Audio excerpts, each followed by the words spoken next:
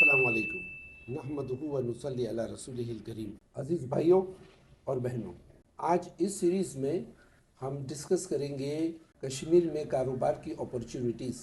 जब भी मैं किसी शहर में जाता हूँ तो एक बात का ख्याल रखता हूँ कि वहाँ थोड़ा सा बाज़ारों में घूमता हूँ, थोड़ा सा लोगों से डिस्कशन करता हूँ और ये पता लगाने की कोशिश करता हूँ कि यहाँ कौन सा बिज़नेस चल सकता है या कोई नया बिज़नेस यहाँ कर सकते हैं कि नहीं, या यहाँ पे कोई तकाज़ा है या नहीं। इसके बाद एक बिज़नेस डेवलप हो सकता है और मैं इस तरह से आइडियाज़ देता हूँ। दो शहर हिंदुस्तान के ऐसे हैं जहाँ पे कॉस्ट ऑफ लिविंग कम है और इफ़िशियंसी इन स्पेंडिंग बड़ी अच्छी है as compared to other cities. लोगों की सेविंग्स होती है जिसकी वजह से लोग पैसा खर्चा करते हैं और यहीं से इन दो शहरों में कारोबार की अपॉर्चुनिटीज। और ये दो शहर, एक तेलंगाना का हैदराबाद और दूसरा कश्मीर का श्रीनगर। आप सोचते होंगे बम्बई जैसे शहर का नाम मैंने क्यों नहीं लिया। बम्बई में लाइफ बड़ी एक्सपेंसिव है। एक घर आपको 35 से 40 हजार रुपये के किराए में बेडरूम हॉल किचन मिलेगा। आप कमाएंगे क्या, आप बचाएंगे क्या? तो लोगों की लग्जरी के खर्चे कम होते हैं। लेकिन कश्मीर और हैदराबाद में रीजंस अलग है, लोगों की पैसे खर्च करने की ताकत है। नंबर वन, यहाँ पे लिविंग स्टैंडर्ड बड़ा कम है as compared to other cities of India like Bangalore, Poona, Mumbai. इन दो शहरों में आपको फ्लैट बड़े आसानी से मिल जाते हैं लेस रेट पे।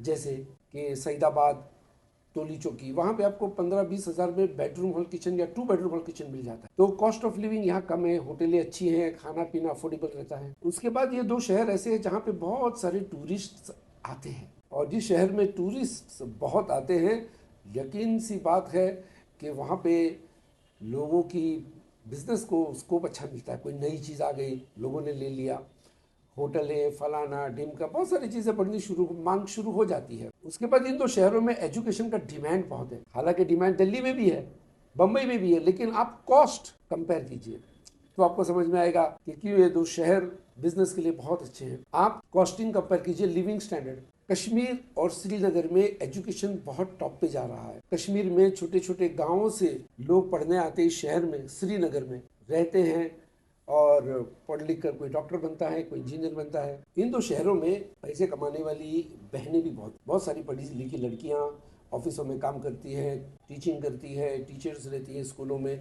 तो उसके ज़रिए इनके पास एक आमदनी आती है जो वो अपने पे खर्च करते हैं। और जब लड़कियां पैसे कमाती है तो वो पैसा सर्कुलेट बहुत होता है, क्योंकि वो अपने पे, अपनी ज़रूरतों पे, पर्सनल ज़रूरतों पे बहुत खर्च करती है।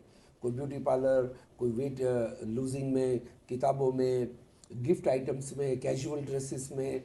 तो इस तरह से समाज में, सोसाइटी में पैसे का सर्कुलेशन रफ्तार से चलता है। तो जो आज हम बात करेंगे श्रीनगर में बिजनेस अपॉर्चुनिटीज, उसके बाद हैदराबाद का नंबर। जो कश्मीरी भाई बहन पढ़े लिखे हो या एवरेज इन स्टडीज हो या even below average in studies हो, वो चाहते हैं कि कुछ करे छोटा सा कारोबार, तो मैंने उनके लिए 6 ऐसे बिजनेस तलाश किए हैं जिस पे वो मेहनत करके अपना एक नया कारोबार, एक नया स्टार्टअप शुरू कर सकते हैं। तो आज हमारा डिस्कशन इसी पे रहेगा कि वो कौन सी 6 चीज़ें हैं जो श्रीनगर के नौजवानों के लिए बिजनेस में खूबियाँ ले आती है। मगर इतना याद रखिएगा कि बहुत सारे कश्मीरी भाई बहन गवर्नमेंट जॉब्स में ज़्यादा दिलचस्पी दिखाते हैं। हालांकि ठीक है, हराम तो नहीं कह सकते हैं, लेकिन गवर्नमेंट जॉब करते करते अगर आपके पास सेविंग्स है तो आप कुछ बिजनेस साइड में स्टार्ट कीजिए। अगर आपके पास पैसे अच्छे आते हैं आगे चलकर तो उसके फ़ायदे हैं। आप अच्छी जगह पे खर्च कर सकते हो, यतीमों पे, बेवा पे। और साथ ही साथ जब आप कोई बिजनेस चालू करते हो तो कुछ लोगों को नौकरियां भी मिलती है और ये भी दुआएं लेने का एक बड़ा अच्छा अंदाज है। चलिए, नंबर 1 पे है एंसेस्ट्रल प्लॉट। अगर आपके बाप दादा गाँव खेड़ों में, श्रीनगर के बाहर भी या श्रीनगर से थोड़ा दूर अगर कोई प्लॉट छोड़ के गए हैं, या शहर में प्लॉट है या कोई इमारत है, आप उसका कॉमर्शियलाइज कीजिए, उसके जरिए आमदनी खड़ी कीजिए। देखिए, 2 चीज़ होती है, एक बेटा और एक प्रॉपर्टी। इनको कभी भी फुर्सत में बैठने मत दें, वरना सुस्त हो जाएंगे और एसेट में से लायबिलिटीज हो जाती है। एक तो आपका बेटा अगर बैठे रहा, 11 बजे उठता है, 12 बजे उठता है, रात को 2-2 बजे तक रखता है, तो वो आपके लिए एसेट नहीं है, वो लायबिलिटी है, सिर्फ खर्च करता है। उसी तरीके से एक आपके पास ज़मीन पड़ी है, आप सोचते ही रहते हो क्या करूं क्या करूं, आप इंतज़ार करते हो कि इसका भाव ढेर सारा हो जाए फिर मैं बेच दूं, तो आपकी वो ज़मीन फिलहाल लायबिलिटीज है क्योंकि आपको उस पर टैक्स भरना पड़ता है। तो अच्छा ये रहेगा कि उस ज़मीन का आपको इंतज़ाम करें, कुछ भी बना सकते हैं। जैसे अगर आउटस्कर्ट्स में है या शहर में भी है, आप उसको टूरिस्ट के लिए किराए पर देने के लिए छोटे से कॉटेज स्टाइल के घर बना सकते हैं। इस तस्वीर में आप देख लीजिए जो आपके सामने मैं पेश कर रहा हूँ कि इस तरह से अगर ज़मीन आपकी पड़ी, आप उसे बंजर मत समझिए।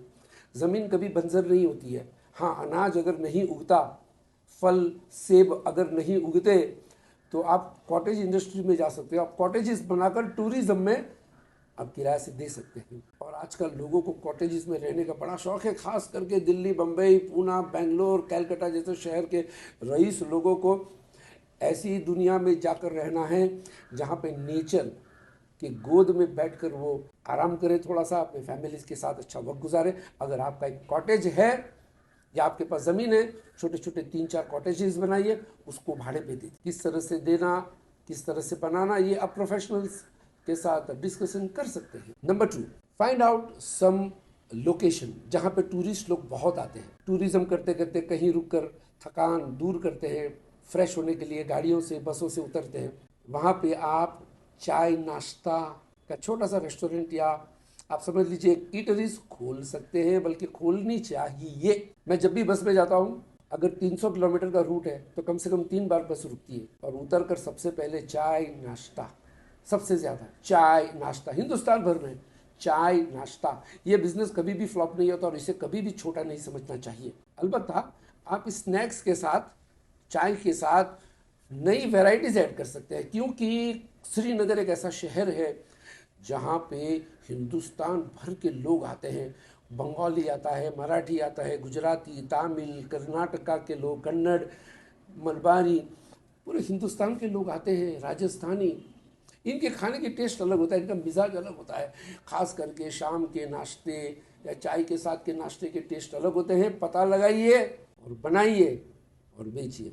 मेहनत लगती है स्टार्टिंग में ऑर्गेनाइज करने में, उसके बाद एक बार चालू हो गया तो आपको सिर्फ तवज्जो देना है कि वो सीधा सीधा चल रहा है कि नहीं आपका बिजनेस। तो ये हो गया नंबर 2। अब चलते हैं नंबर 3 पे। मेरे लिस्ट में नंबर 3 है टूरिस्ट गाइड। या आप खुद टूरिस्ट गाइड बनकर फ्रीलांसिंग कर सकते हो।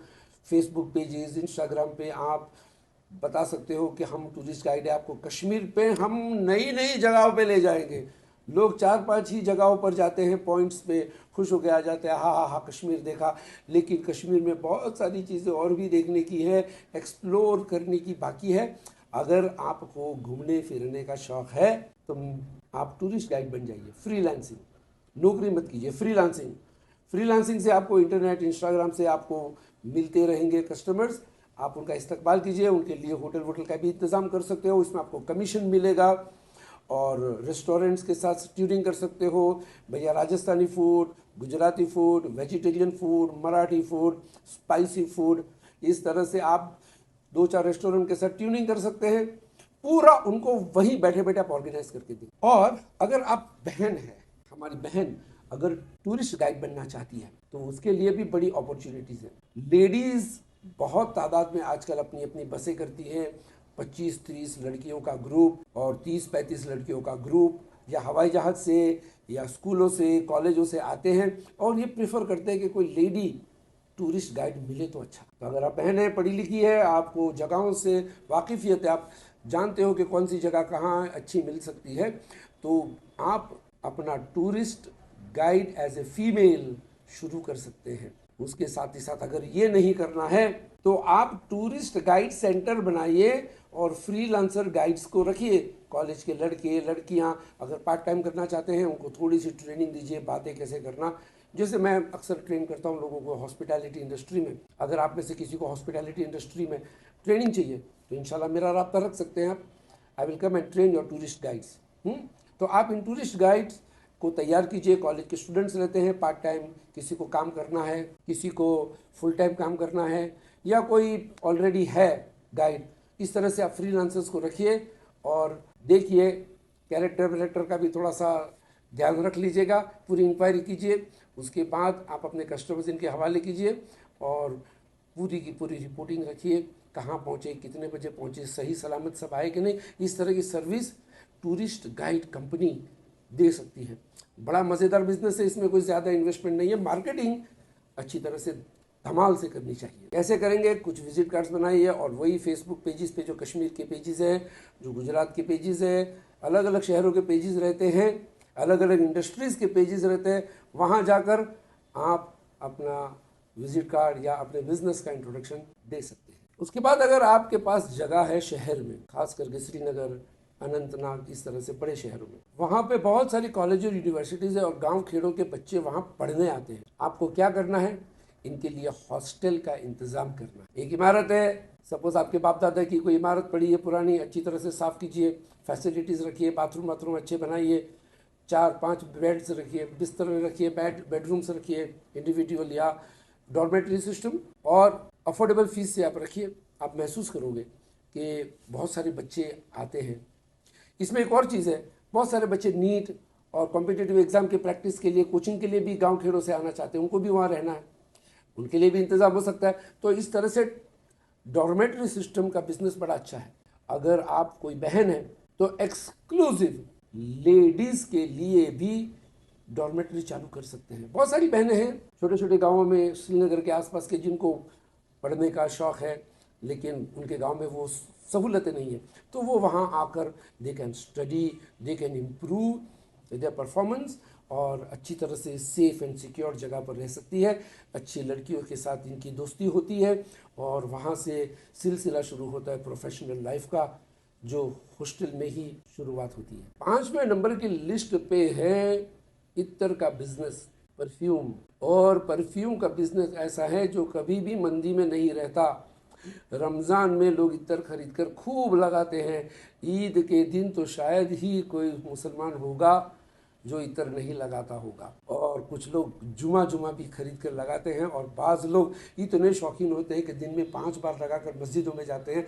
बड़े खुश नसीब होते हैं ये, इसलिए कि खुशबू अच्छी लगाना ये सुन्नत नबवी में से है सल्लल्लाहु अलैहि वसल्लम। इत्तर का बिजनेस अच्छा है लेकिन बनाने की ज़रूरत नहीं है, बनाने वाले बहुत है, बेचने वाले की ज़रूरत है। आप मार्केटिंग कीजिए, आप डीलरशिप लीजिए, इस तरह से you can really start Ittar का बिजनेस। इत्तर का बिजनेस, इसमें कैश होते हैं, इसकी मार्जिन भी अच्छी रहती है और ज़रूरी नहीं कि बड़े बड़े ब्रांड में आप इन्वेस्ट करके पैसे लगा दो। आप वेराइटीज़ ऑफ इत्तर रखिए और एक शख्स बाहर खड़ा रहे, कोई भी टूरिस्ट आता जाता है उसको थोड़ा सा लगाकर उसकी खुशबू दीजिए, या दुकान में ही इतनी खुशबू होनी चाहिए कि आदमी आए तो खरीद कर ही जावे। खुशबू के शौकीन दुनिया में बहुत है। इत्तर का बिजनेस बड़ा अच्छा है। और मैं याद दिला दूँ आपको कि हमारे इस सीरीज़ का स्पॉन्सर इत्तर वाले हैं, शमीम साहब, शमीम फ्रेगरेंस। ये दुबई की कंपनी है और इनके इत्तर बनते हैं लखनऊ से। अगर आपको इनकी डीलरशिप चाहिए तो भी आप मेरा रब्ता कायम कर सकते हैं और इनका रब्ता कायम कर सकते हो। अलबत्ता इस बात का ख्याल रखिए कि इत्तर की दुकान जो है बहुत बड़ी होनी ज़रूरी नहीं है, लेकिन थोड़ी सी कश्मीरी स्टाइल की दुकान हो, कारपेट बिछा हुआ, जैसे कि आप इस तस्वीर में देखते हैं, तो आदमी आकर बैठेगा, इत्तर लगाएगा। और मैं यकीन से कहता हूँ कि जो लोग कश्मीर तक प्लेन में आते हैं उनकी इतनी हैसियत होती है कि वो महंगे इत्तर भी खरीद सकते हैं। तो you have to identify your इत्तर business where it can run. खास करके 5 स्टार होटल में अगर आप छोटा सा इत्तर का वो हाउस खोल सकते हैं, या एक अलग सा मार्केट में दुकान लेकर कर सकते हैं भाड़े पे। कश्मीर में दुकानों के किराए बम्बई जैसे नहीं है। Right, there is nothing wrong. और नंबर 6 पर है लाइब्रेरी फॉर स्टडीज़। बहुत सारे फैमिलीज़ के घर छोटे छोटे होते हैं, घर में डिस्ट्रैक्शन बहुत होता है, शादियाँ होती है, मेहमानों का आना जाना रहता है, बच्चों को पढ़ने में बड़ी तकलीफ़ होती है, फ्रेंड्स आते जाते नहीं है हिजाब के मामले को लेकर।